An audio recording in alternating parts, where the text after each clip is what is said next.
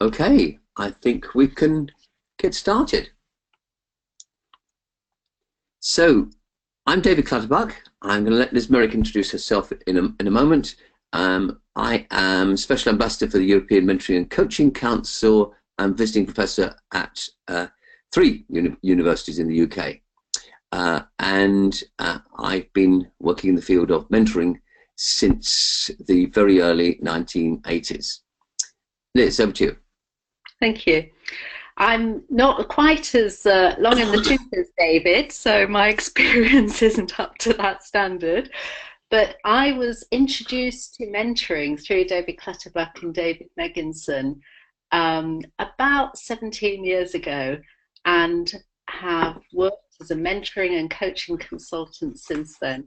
I'm currently president of the UK European Mentoring Coaching Council also, and I teach at Sheffield Business School on the Masters on Coaching and Mentoring, and I'm delighted to be here to work with you all today.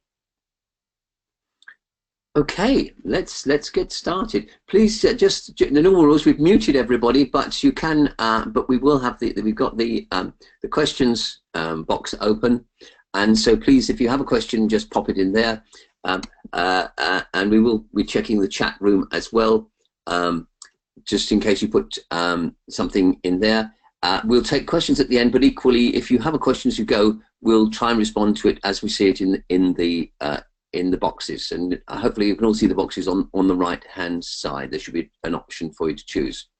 If the worst comes to worst, you can we will unmute people if we can't if there's something goes wrong there. So let's get started. I think the first thing to say and emphasize is that actually all mentoring relationships are diverse.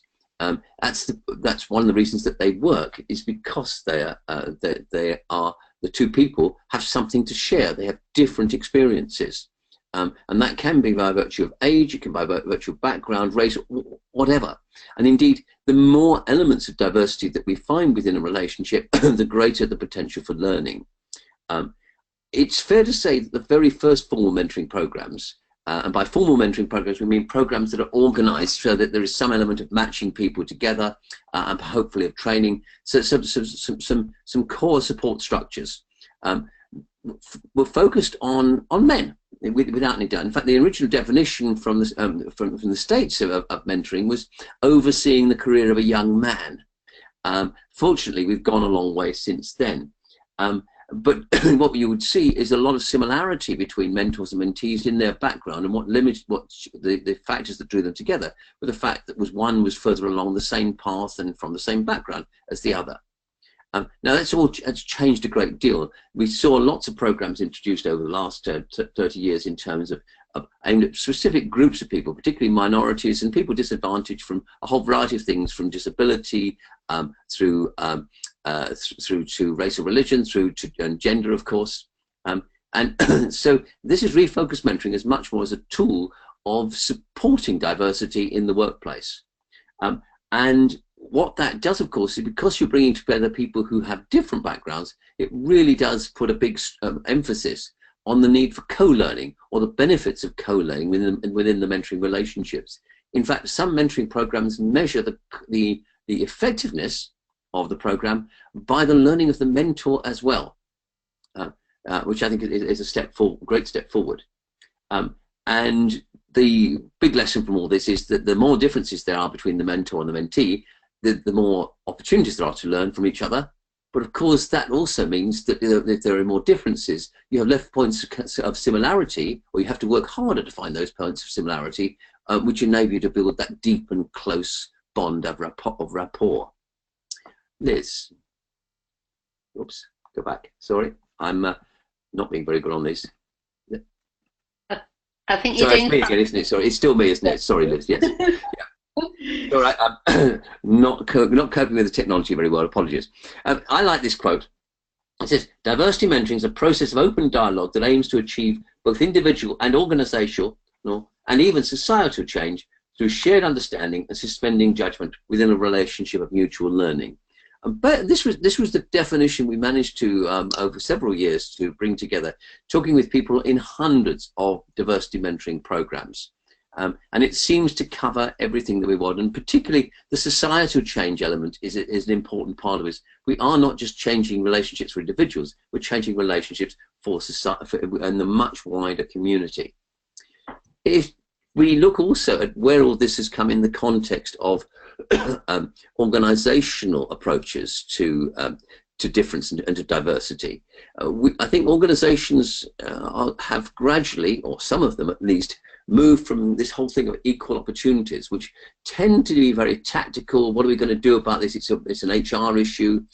Let's get some numbers because we're going to be penalized by the government, and so forth. Let's enforce how we distribute power, privilege, and advantage because we've got to, or because we're going to be punished in some way by the shareholders or our government, or not get government contracts. All of that mentality gradually gave way in many companies to what we would call diversity management. Now, that's much more opportunity focused. How can we leverage this diversity we've got for greater benefit to our clients, our customers, and the company as a whole? It becomes part of our strategy. We want, this is part of how we do business. And it's not just aimed at focused as equal opportunities were on a small number of very specifically defined groups, but it's aimed at diversity wherever it occurs, in whatever form it occurs. And so we quickly saw in organizations like this that they would also start to include people with Asperger's syndrome, for example. And then it's about the way that we change the culture. So it's not complying with legislation. It's about changing the way people think and the way people behave. It's about getting people to work together more effectively, which is what organizations constantly struggle to do anyway. So the need of this, the driver of this is good for the business if they do this well. And then leveraging difference has taken a step further. Not all organizations have got here, but we do see quite a few in the case studies that we've seen over the years. And this is much more focused on what do we do for individuals. If every individual is different, how do we create the circumstances where that difference can be used in the most positive way? So whereas the others tend to be either tactical or strategic, this is a mixture of both. And because of that, it also has a much wider definition of talent, for example. So talent isn't just people who fit a particular mold of education or drive or some leadership competencies. Talent is everybody in the organization, everybody who aspires to be more than they are now. So whatever the difference, it's valued as something that can contribute, both, for example, within large teams. The difference within teams is that if we have diversity in teams, we know that we get much more creativity. And so organizations are deliberately building teams that have this built-in diversity to get much higher levels of creativity. And if we define what's happening here, it's about how do we have really, really informative and beneficial conversations between the organization and its employees, both generally and within the teams between line managers and their staff, for example. So how do we build in that quality of conversation that actually builds people while it builds the organization? And so this alignment between what the individual needs and what the organization needs is a continuing theme in the organizations that we've seen that have taken diversity management to its, or the theme of diversity, to its next stage.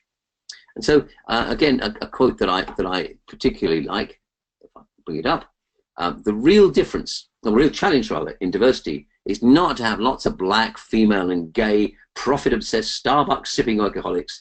It's to embrace diverse worldviews, philosophies of life and work, mental architectures and value systems. Otherwise, diversity will be all surface and no depth.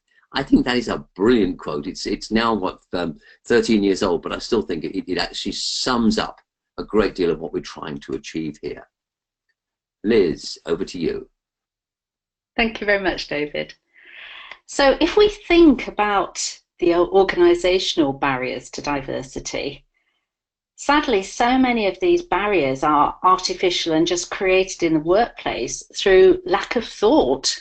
And to give you an example, on a recent gender mentoring program that I worked on a very senior talent program, the organisers were quite dismayed when they found out of the 18 candidates they'd selected to be on this senior talent program that only 3 of them were women.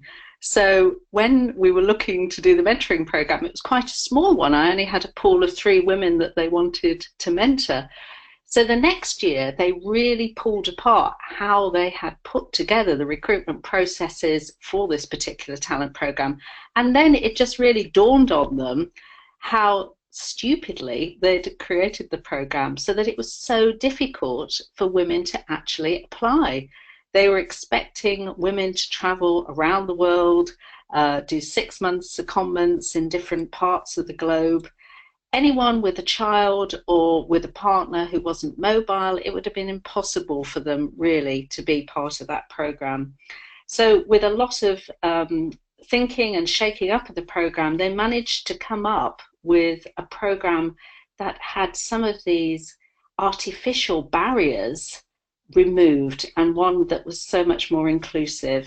So I think the design of things like recruitment processes, appraisal systems, some of these other things is just as simple and straightforward as people's working patterns and taking into consideration issues there might be for carers, or how individuals are able to access information. The old boys club is still very prevalent in many parts of the world, and people of race or perhaps different sexuality or religion or gender, it's difficult to break into those networks. I think as well, some more disadvantaged groups are naturally less conflictual. So actually coming out and stating their opinions can be quite difficult for them. So I think it is very possible with some forethought to actually remove some of these organisational barriers. But certainly when you're designing mentoring programs, to really take them into consideration. And this is all part of the way that you can also help to inform the mentor to make organisational change about how to break some of these barriers down. Thank you, David.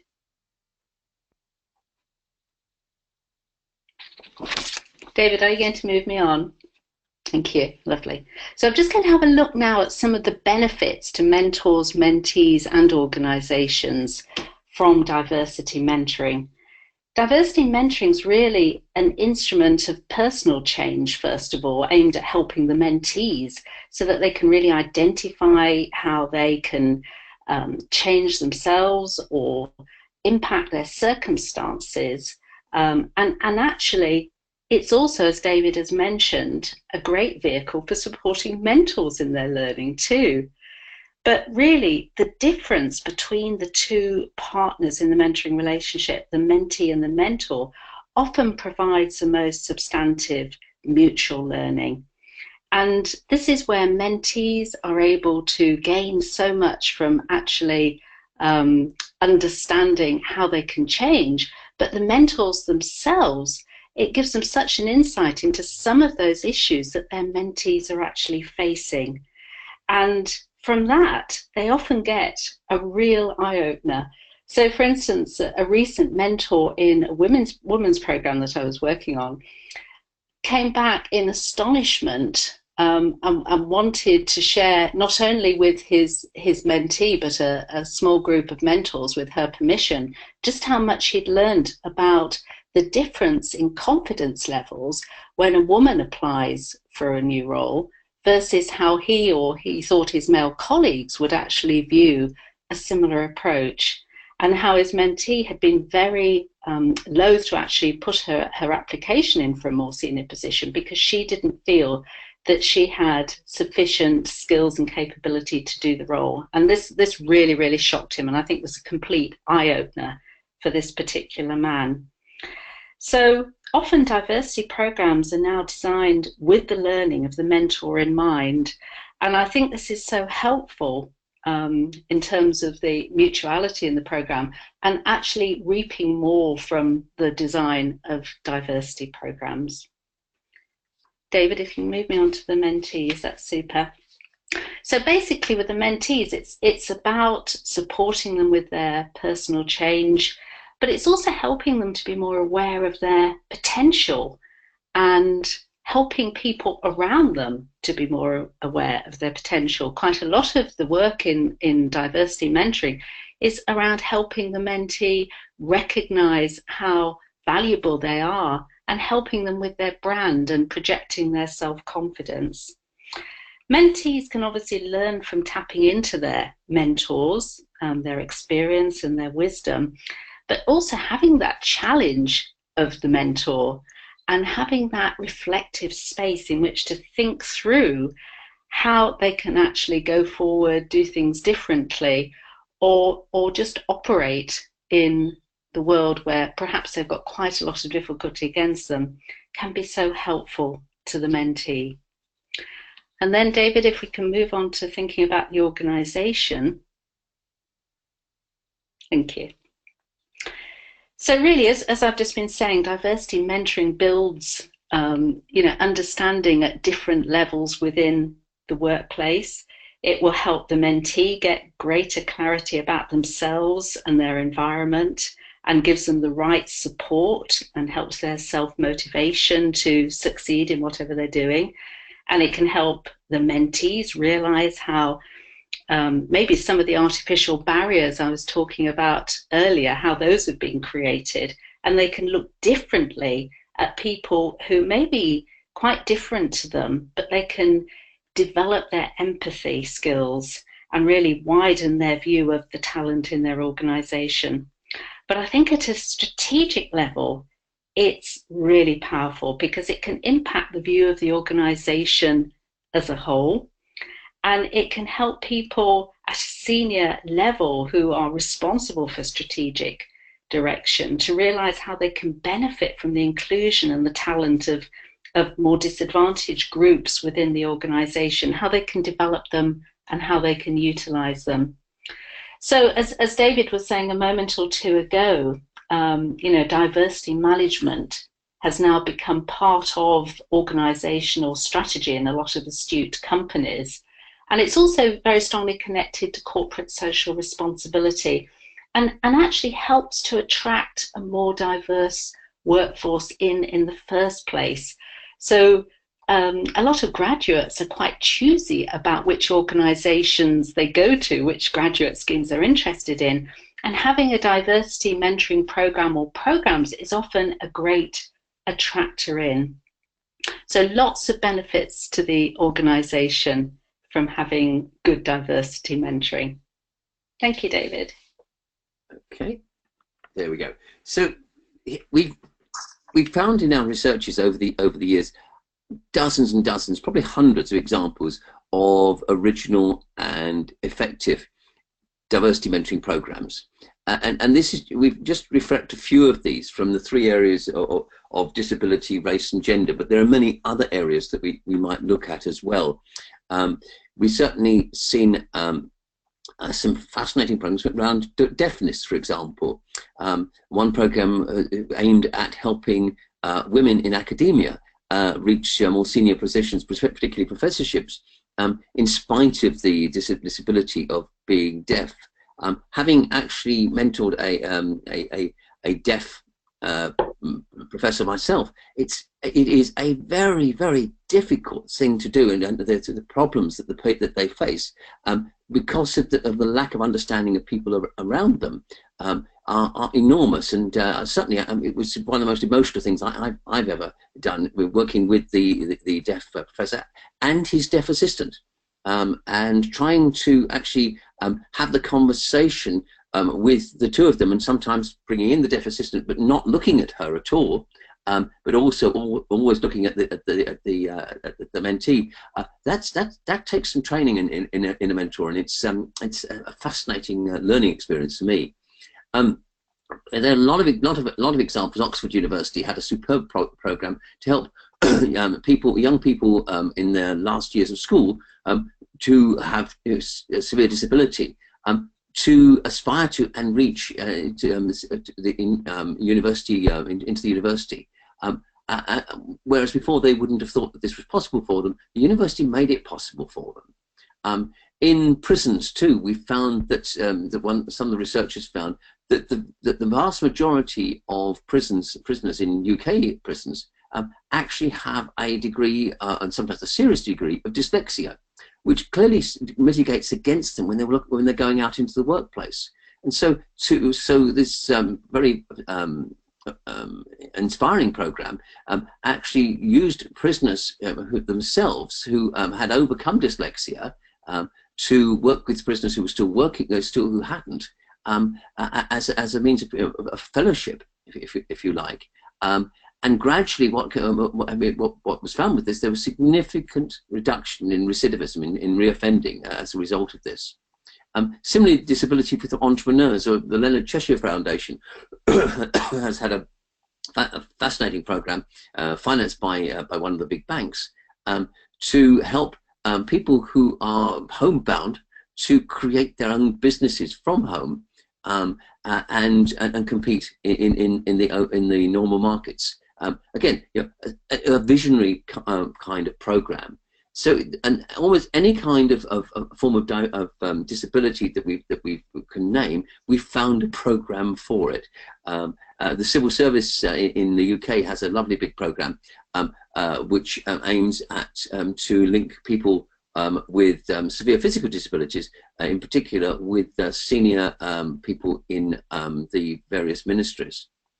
In race, again, lots and lots of examples. Here's just three. One of my favorites is this one from South Africa, where one of the mining companies decided to create a mentoring program for young graduates coming from the townships and entering the mining industry. What it hadn't foreseen was that the expectations of the mentors, this is all about acclimatizing people to the way we work, and the expectations of the mentees, this is about changing this company so that it actually appreciates what we can bring, would be so different. And it was a big learning experience for both sides in that organization. Number of programs all over the world, particularly Australia. We have found some lovely programs about helping refugee and immigrant school children just acclimatise to the new environment. In Australia too, there's a great program for Aboriginal employees within the social services there, which basically is helping them to aspire to and achieve management roles, which is something which is quite unusual within that community.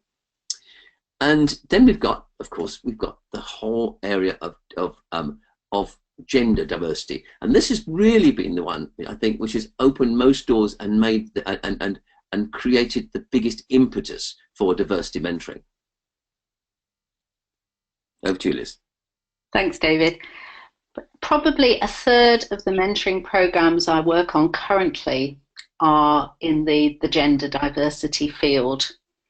So the enormous amount of women's talent and programs developing women into leadership that are around at the moment are fantastic. Although some organisations, sadly, are still embarrassed to have women-only programs, and there is still a lot of antagonism within organisations about having these programs and some of the people participating on them. So I've had programs boycotted or bad press about them. And some organisations still hide behind the fact that they feel they don't need them as well, even though when they look in the cold light of day at some of their statistics within them, they still are not comfortable they actually need the programs. But some great examples of talent programs and programs into leadership, which are often really what the talent programs are set up to do, are programs such as the one Women at Amazon, in Unilever, which is more of a sponsorship program. The NHS Leadership Academy have a great program as well, and the AB Foods Group as well. There are also more specific programs. So Women in Engineering, Technology and Science, which is where I actually cut my teeth in mentoring all those years ago. There is a lot of work that goes on to support schoolgirls into having an interest in subjects which perhaps they wouldn't naturally move towards, helping students at college, and then supporting them through into more senior positions in areas in engineering, construction, science, where perhaps it's quite a male-dominated field. And I think the WISE programme is one of the best respected, certainly in the UK, on this particular in this particular field. I think with the women immigrants into employment, one of the best programs I've come across is actually a little program in the Newcastle area that was aiming to get women who couldn't even speak English into employment and out of the house. And then, of course, the Sherry Blair Foundation has a fantastic program across the world almost now. And David, you might be able to give a better update on that, but I think they're in so many of the third world countries to help women entrepreneurs into developing their businesses and actually thriving with those businesses too. Indeed, yes. And they recently done a major report which you can download from their website, which is basically a best practice report on that particular sector. Great. I haven't personally been involved in any academic programs or around gay and lesbian professionals. I don't know if you have, David. They are almost all under the radar. And that's one of the fascinating issues that we've found from our researchers a few years ago, is that by and large, these programs do exist, but they don't want to announce them.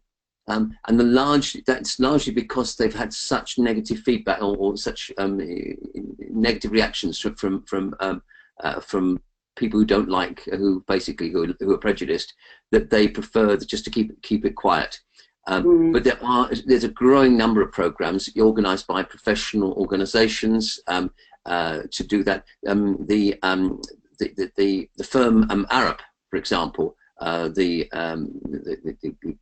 construction company Arup, or engineering company Arup, has an exceptionally good global gay and lesbian program, which was launched by the chief executive. Oh, fantastic, fantastic. That's good to hear. Right, let's have a look at what's going on for women generally then at the moment. We can go on to the next slide. Thank you. I think most people are familiar with the McKinsey report, which established a correlation between how well a company or organisation performs and the proportion of women that they have on their senior management team. And McKinsey felt that a presence of a critical mass of at least 3 women made that difference to the competitive advantage of that organisation. Women actually make up half the global talent.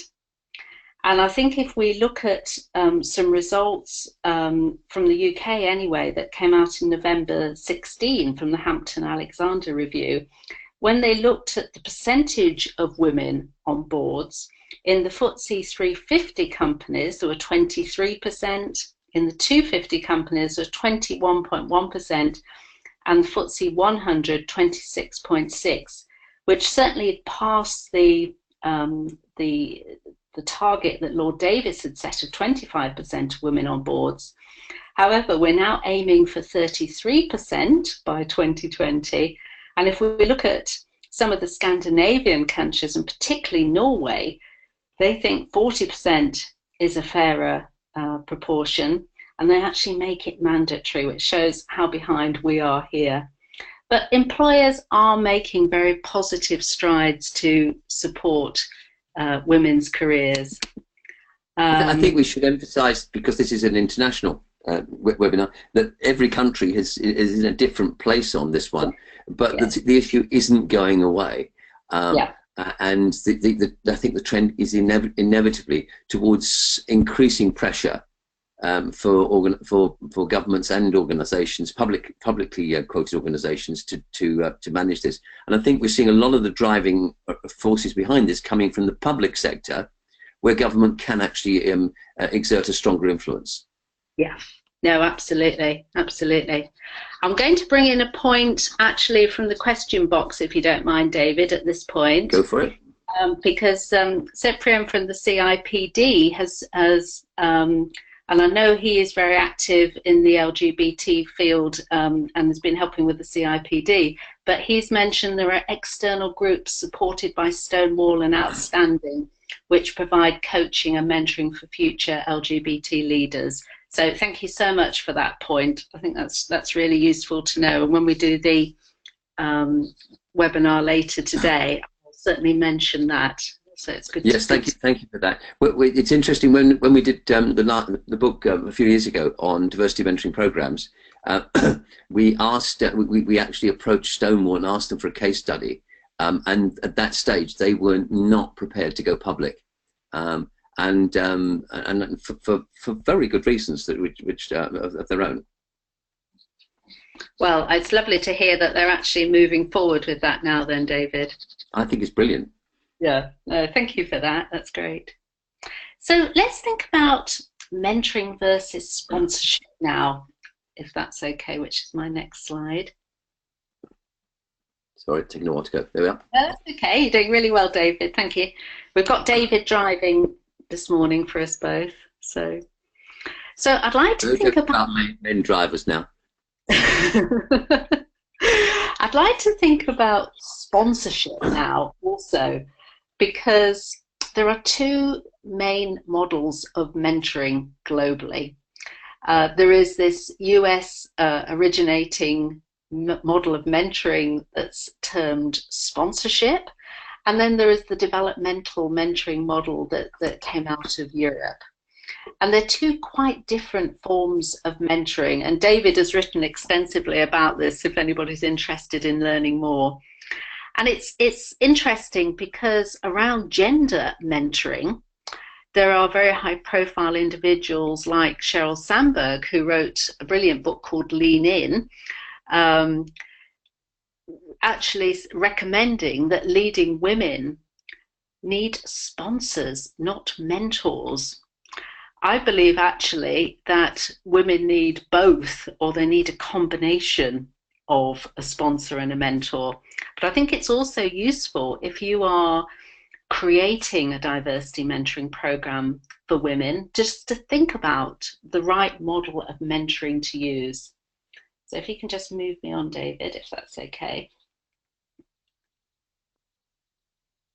That's super. So with sponsorship, I think the best way I can describe it is pushing somebody up the career ladder as fast as possible, often with little learning. That's quite a crude way to describe it. And actually, there is often a lot of learning in sponsorship, but it's far less time intensive with mentoring. Whereas I would suggest in a mentoring relationship that perhaps mentors and mentees have contact every 4 to 6 weeks. In sponsorship, I would probably suggest every 3 or 4 months. And it really has got that, purpose of opening up a person's career progress. It's really useful for individuals where you want to give them a short, sharp push in their career, and helping them, particularly if they're operating in quite a political organization, or one where it's really difficult for that disadvantaged group to make progress. So it can often be ideal in a lot of organizations for women. I think you need to think about whether you are offering sponsorship or whether you're offering developmental mentoring. And if you do have a foray into combining both of them, which I often do, you do really need to think about the design and make sure the support to the program's fairly intensive. I think one of the best sponsorship programs for women that I've been involved with is one up in Scandinavia in the pulp and paper making business, where we basically had a lot of very capable women from Scandinavia and from Russia who were really doing very good roles, running mills, paper mills, pulp mills, things like this, but not able to get into more senior positions. So what we did was give them a sponsor on the board of this organization. And it was very directive mentoring, very directive, helping them think about their career strategy and really supporting them with it. And if we move on to the next slide, David, I just want to demonstrate some of the roles that a sponsor would play. So what these sponsor mentors were doing with their, what we tend to call protege rather than a mentee, was that they were helping to be internal champions. Their protege would be mentioned at talent reviews or at other times where their name could get noticed. They were there as guardian angels, so they would protect their protege if necessary. I've seen extreme cases, not in this particular organisation, but where a sponsor mentors actually prevented their protege from getting fired, for instance. They're there as a door opener, which can be as an extreme as actually offering their protege a role. And they're also there to build bridges and help their protege to think about how to get to the next place in their career, and doing that in a very tangible, more directive way than a developmental mentor would do. And they're also great at helping with networking. So actually introducing their protege to other people in their network. And then finally, that ability to influence. So the power of the mentor, whether it's around getting perhaps a pay increase for their protege or other more extreme ways of doing it, but there is that way that they can use their power to help their protege. So moving on, I'd also like to have a quick look at how a developmental mentor can help around gender. And I think actually this role modeling aspect, to me, is one of the key ways, whether you have a male or a female mentor. And I think it's really interesting. I did some research about 10 years ago now into whether a mentee, is better for a female mentee to have a male or a female mentor. And actually there's not much in it, because although it's really useful at times to have a female mentee, there's often something that creeps in called queen bee syndrome, which very senior women can suffer from, where actually they almost draw up the drawbridge behind them if they got into a more senior role, and they're not that keen to actually support their female mentee. So sometimes, I'm generalizing here, it's actually easier to have a male mentor who is really engaged with supporting that woman. But I won't go through all of that list. You can see there's an awful lot that a developmental mentor can help with. And I think I'll just mention the imposter syndrome aspect, because this is where often very highly intelligent, clever individuals, and these can be male as well as female, suffer from this feeling that they're actually going to get caught out. They're not actually really able to do what they're achieving, and that it's just a fluke or good luck, and that somebody's going to discover them. And this, sadly, is suffered by 70% of people at some time in their life, and particularly females. So I think if a mentor can help to break through this and help a woman understand and actually believe in herself, that can be really helpful. I think also it's about building this strong presence, which a developmental mentor can help with. And again, we have a list here of things that can be really useful that a mentor can do to support a woman. David, I'll pass over to you at this point. Okay, I was just add to that. We did a blog recently on how to achieve presence, or how to help somebody, a mentee, to achieve presence. And if anyone's interested in that, just let us know, and we'll send it. We'll send you a copy of that. So there's, as you can see, there's lots of ways that you can build presence. Let's move on. But we've learned lots of lessons from it, from our experience, from our own programs we've been involved with, and also programs that we've used as case studies and interviewed people all over the world. And these are just some of the core issues that we found. Managing boundaries is simply the fact that we have to be clear who's in this relationship, who's not, what is expected of each side, the clarity of what it's about. Is it a sponsorship relationship? Is it a mentoring? Or is it a proper mentoring relationship? Or is it something else? Is it the fact that that because of that diversity, you need to train people so that they understand the impact of, but not just how to be a mentor and how to be a mentee, but the impact of that difference and how they can use that in a positive way rather than a negative way. And we found having continued to support, like a number of one program we're involved with at the moment, has a series of people from the steering committee who are there just for mentors and mentees to go and talk to when they're not quite sure things are right. There's a whole group of these people who are just back room support, if you like, for the whole process. It's also important, I think, particularly when people are looking for a rescuer, someone, the white knight, to come and sort things out for them, to make it clear that mentoring is just part of the answer, that they have to take the responsibility for their own career and their own self-development. The mentor can help, but the mentor isn't there to do it for them. Liz just mentioned role modeling. It can be a very positive thing, but we have to make sure that mentor and mentee understand what it is that the mentee is going to copy from the mentor. Is it appropriate they should? We've seen some very severe examples of people trying to become like the other gender, for example, losing their own authenticity, or taking on mannerisms or assumptions that are appropriate to a different culture, when actually their own cultural background and ways of thinking are equally valid and equally valuable, if not more so. It's because the more difference you have, the more difficult it can be to build trust. That's a skill that we have to build in right from the start and really help people to manage that. Lots of ways of doing that, but it's something that requires a lot more attention than even in a normal mentoring relationship.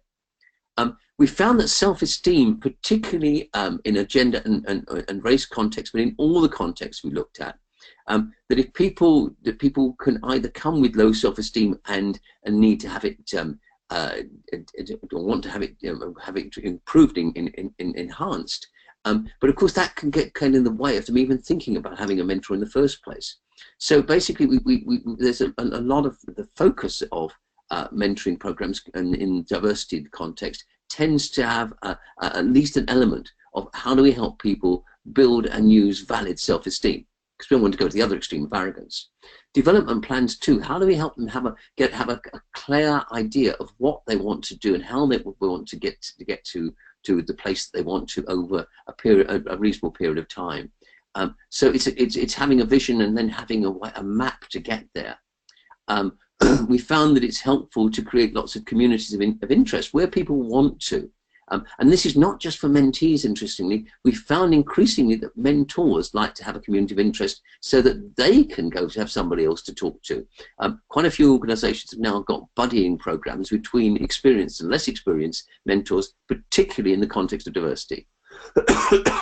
We've seen mentoring between group mentoring and one-to-one mentoring. Mixing the two actually gives you more power.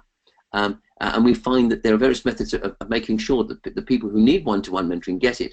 But equally, if you've got large numbers to deal with, having group mentoring can bridge the gap to a certain extent. We've talked about learning from mentors, but the most important thing, I think, in terms of the training is that both mentors, and just particularly mentors, but both mentors and mentees have to really have an openness, a willingness to explore, a curiosity about the culture and perspectives of the other person in the partnership. And excuse me. So let's look at some of the issues in matching. Thanks, David. Matching can be more problematic really in diversity mentoring because it's the psychological safety of the mentee that you need to consider, and it can be more fragile in a diversity mentoring relationship. The assumptions, the beliefs about others, how others might respond to the mentee when the mentee is honest about their thoughts and their ideas and how they're feeling about things might make the mentee unsure about really revealing themselves to their mentor, and they might perceive a higher risk about being honest than they would in perhaps less of a diverse type relationship. So it's really, when you're doing the matching, it's creating the right foundation for trust and psychological safety that you need to think about, or you're going to have some very superficial learning in the relationships where people are going through the actions but not really being honest and opening up. I think if you consider the questions we've got on the slide, they're all really important when you're looking to match. The potential for learning is going to be so much greater if you do have more difference between the mentor and the mentee. And really the whole purpose of the program is for the mentee to get a new perspective on their identity, their competencies and their opportunities. But it's getting that difference right so there's not so much of a gap that building rapport and trust is going to be more difficult. David. And here we've just got a short slide that shows some of the ways that you could look at this. If what's clear is that the mentee and the mentor need to have a say in how they're matched up with somebody else, and what they need. So do they need somebody older? In many cultures, having a mentor who is younger than yourself would deeply get in the way of being an effective relationship, for example. But if you look at the chart here, essentially what the data tell us is that if you have a similar perspective or if your perspectives are similar or different, if you're from the same group, same racial group, for example, or same culture, you're likely to have more empathy. But if you come from a different group, you have a bigger perspective because you can step outside of it. And of all of these, whether it's career outcomes, networks, the power. You get greater rapport within the same group, but the insight into the politics of the organization, because the mentor is more likely to be from the majority community, is going to be great if you have somebody from a different group. So basically, looking at these opportunities for building rapport or getting the commonality of background and that difference of background, what's going to work most or best in this particular relationship? And that's a judgment that gets made simply by on an individual basis. You can't do it just generically. So thinking about these kinds of things helps us to match people or give people a choice of mentor or mentee that will fit what's going to work best for them. If we want to deal with the differences, clearly we have to help people understand that it's no good taking either what's up here is destructive or equalizing approach. I always remember a case of somebody in a wheelchair who said he felt totally demeaned within the mentoring relationship because the mentor never once in a whole year ever referred to the wheelchair and the difficulties that he had getting in through doors and so forth. Versus somebody else in a similar situation who pointed out that everything that every time they met, the conversation kept coming round to, well, I presume that must be more difficult for you. Again, it's about understanding and appreciating what is it like to be where the other person is, what are the pluses and minuses of being there, and not looking for the negatives all the time. How can you actually use being who you are to achieve what you want to achieve? And the other issue that comes up a lot is rank. And we see, and people aren't normally aware of rank, and in training it's really helpful to help people think about the three aspects of rank: the social status, how people look at. We know, for example, that people who are taller are perceived to be somehow better leadership material, but of course that has nothing to do with their leadership potential at all. But there tend to be artificial social status, and then real social status from things like authority, for example, being appointed to a particular role.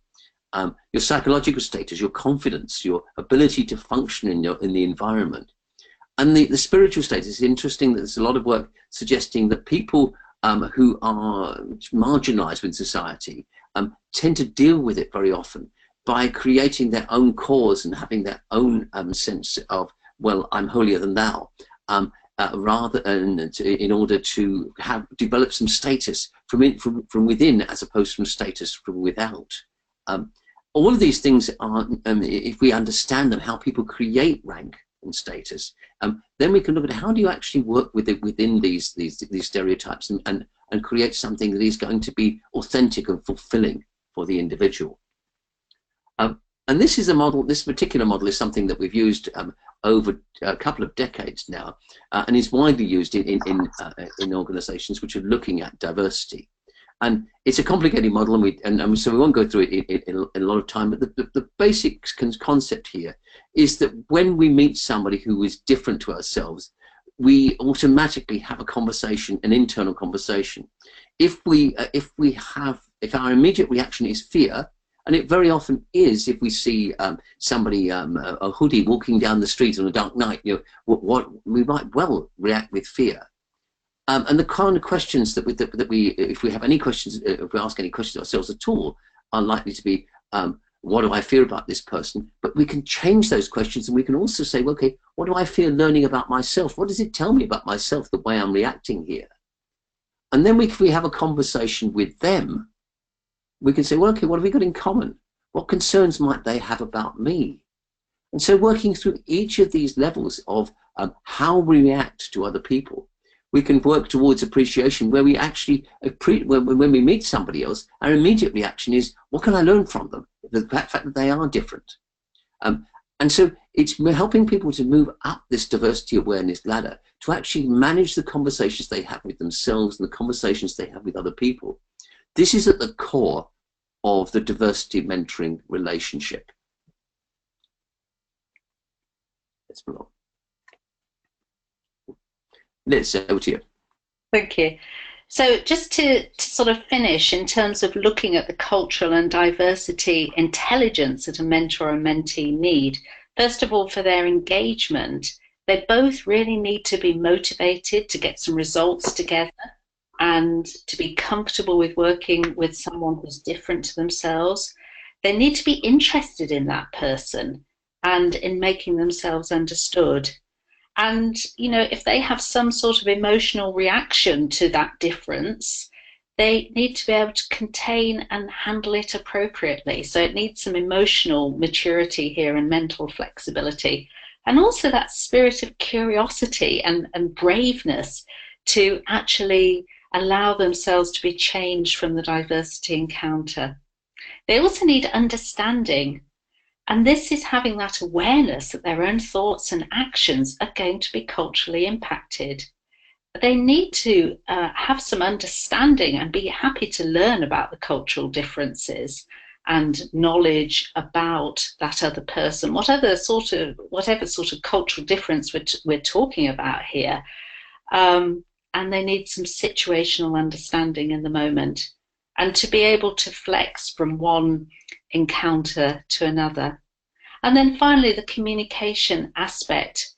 They need to be able to experiment in the conversation, and if there is embarrassment, to cope with that and work through it, and be comfortable about asking for feedback, and have perhaps different modes of communication, or for the mentor to have different tools to use. And again, to have some courage so that both mentor and mentee will interrupt and ask questions if they don't understand what's going on. So those are all important aspects which, when you're training and preparing your mentors and mentees, need to be covered. David.